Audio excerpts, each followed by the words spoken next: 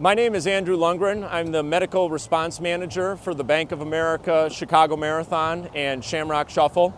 On race days, I'm responsible for 6 different areas. Those areas are the pre-finish area, the code team, the sweep team, urgent care, spotter towers, and the triage team. The first group I want to talk about is going to be the pre-finish group. The pre-finish group came to be because research has shown that the highest probability of a catastrophic cardiac event is likely to occur in the last mile of the race.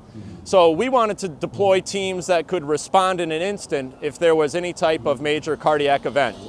In the last mile, we have approximately 20 teams of somewhere between 2 and 3 individuals.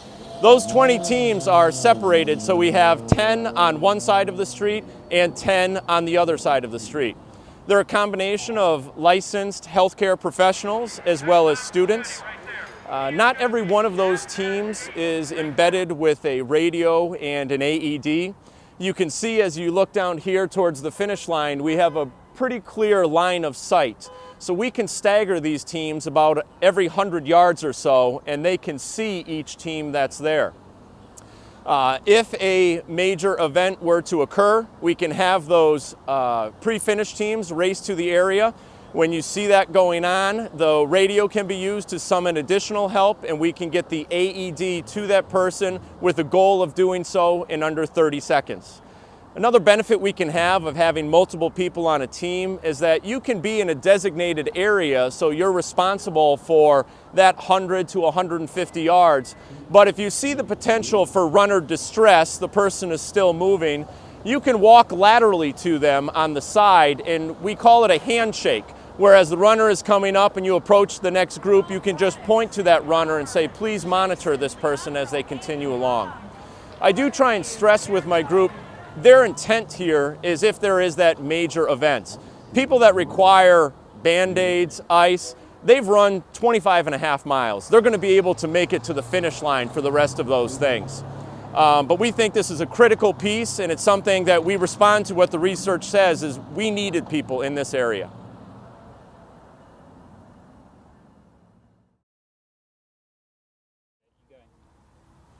Okay, the next group I'm going to talk about is the code team.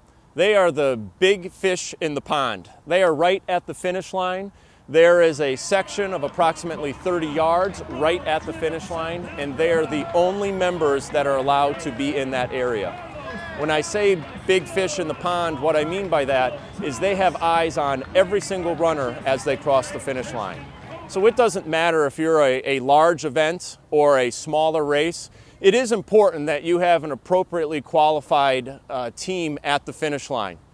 You tend to see 2 types of medical events that occur right at the finish line.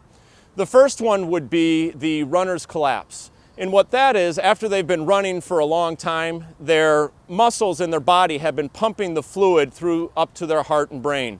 But when they stop, after running a long distance, if they're not using those muscles, then you lose that pumping action and all of the blood will pool in their feet. When that happens, they can go ahead and collapse. So what the code team is trying to identify, is this something that you typically see at the marathon, or do they have something potentially more serious? If it is a cardiac event, what they can do is take that runner and they bring them right off to the side. We also have an ambulance flatbed golf cart that's right here, and they can come outside the actual finish chute and bring them right into the medical tent that's further down the road. So they're there to identify that major event. Getting back to the previous one, when it could be that runners collapse or the runner needs to be monitored further, the code team articulates with the next group, which is the sweep team. So what happens if the code team identifies that there's some runner distress, but not so significant that they immediately have to go via the ambulance, they can handshake, which we mean, what we mean by that is they pass that runner off to the next group, which is the sweep team. That sweep team will go ahead and take the runner and then walk with them through the chute as the runner begins to return to their normal metabolic state.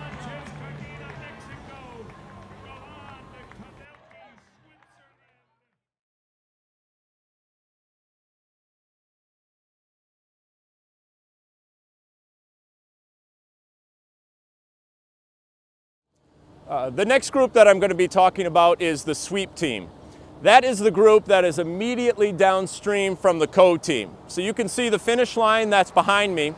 The sweep team, they form a single line through the center median, the yellow strip that you see down the road. This team is comprised of numerous individuals. Depending on the race, a large event like this, we can have upwards of 100 people as part of this sweep team. It's a combination of primarily students, but also some licensed healthcare professionals. Their job is to sweep or move the runners through the finish line. We want to prevent bottlenecks that are in the area. As I mentioned before, a lot of the runners, when they first cross the finish line, can be a little bit disoriented. We want to make sure that we are intervening. So I task these sweep team members with going up to the runner and triaging according to their credentials. What they want to do when they intervene, it's a good idea to go ahead, grab the runner around the shoulders, around the waist, and you just start walking with them, giving them some support. I ask them to have a conversation with the runner, in essence, take a very brief medical history. Ask questions like, have you ever run a marathon before? Does this feel like your previous race? As they continue to walk them through, some indications that we think something more significant is going on is if the runner can no longer support 50% of their body weight. If that were the case, we want to go ahead and get them in the wheelchair and expeditiously bring them downstream to the medical tent. We have wheelchairs staged at the spotter towers all throughout the area.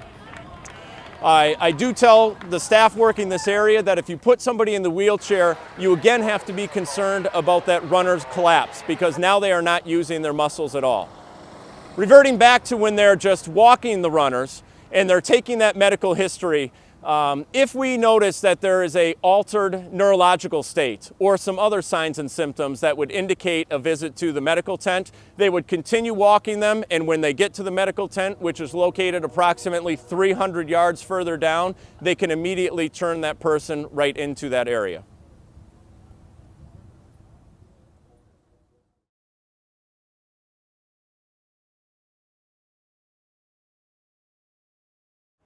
The next group that I'm going to talk about is the spotter towers. For a large event like the marathon, we have between 30 and 40 of these spotter towers, both in the secure area in the finish line chute, as well as the unsecured area once the runners have exited into the larger park.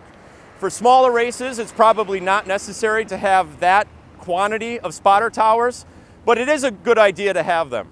The reason being, when you're in the finish line area, it can be very congested. So even though we have the sweep team and triage teams on the ground, a lot of time there's so much congestion you can't recognize runner distress even when it's occurring 20, 30 feet away from you.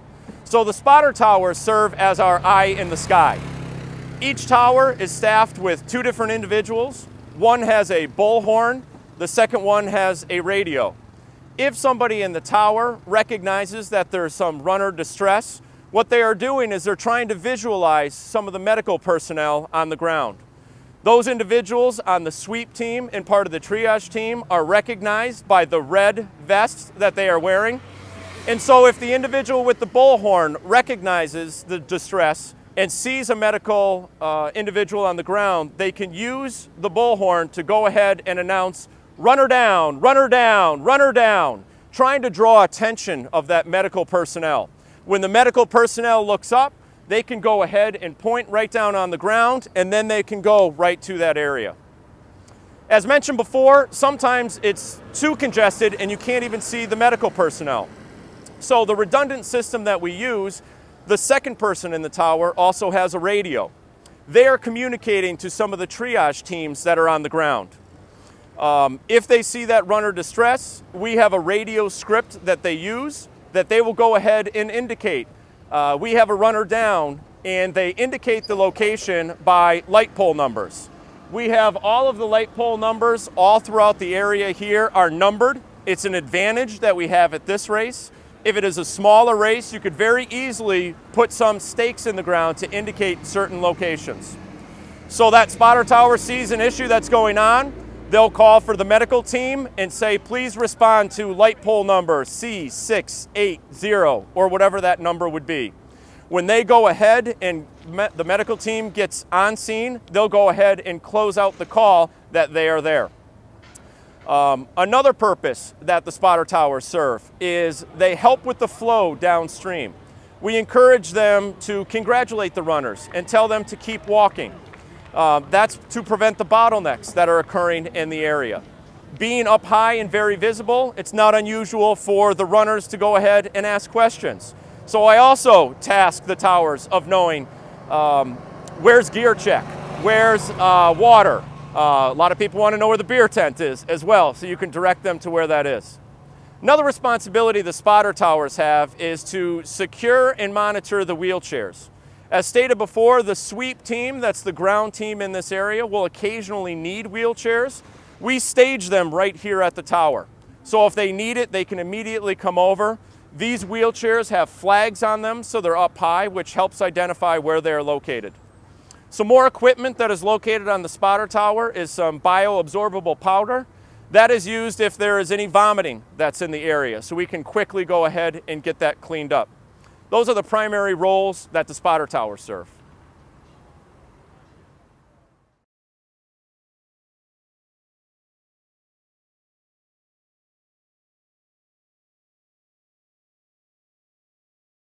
We employ 9 different triage teams.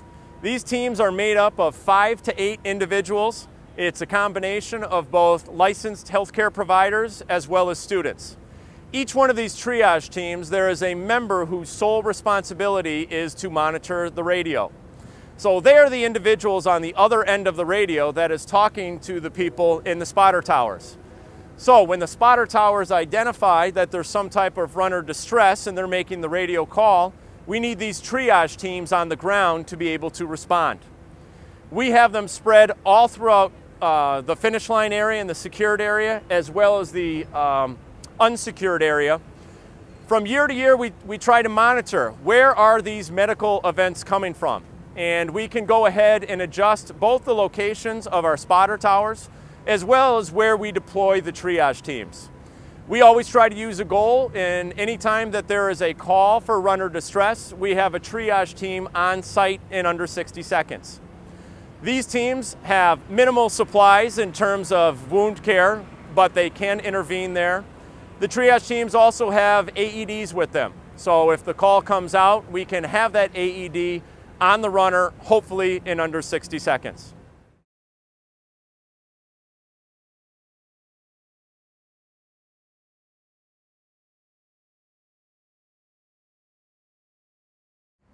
The last area that I oversee is urgent care. What I have behind me is our main medical tent. We are located approximately a quarter of the mile from where the finish line is.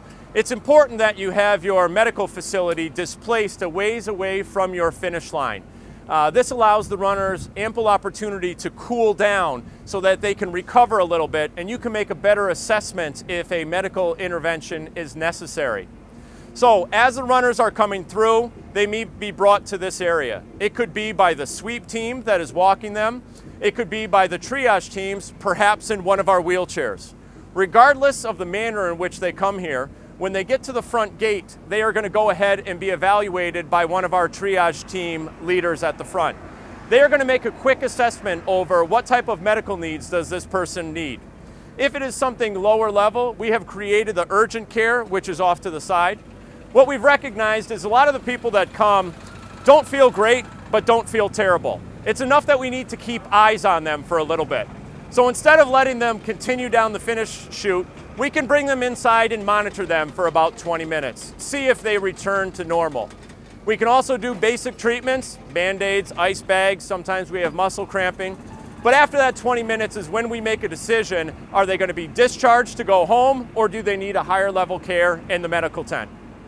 Within the medical tent itself, we have 2 different levels. We have the cots, approximately of 100 of them in this race. Probably not that many is needed for smaller races. We also have an ICU that's in there, if that is required. This is generally the last stop of where runners would ever possibly end up during the day. So just to recap how all the different parts of this machinery work, the first medical team that they could intervene with prior to the finish line is pre-finish. They have eyes on the runners until we get to the code team. The code team then does an assessment and passes them to the sweep team. The sweep team is moving them through the area. We still have the spotter towers that are all through the finish line area, as well as the unsecured area. If they see any type of runner distress, they can call the triage team, where they would go ahead and respond. And if the triage team needs to bring them to the medical tent, they can either do it here at our main medical tent, or we have a smaller medical tent at the end.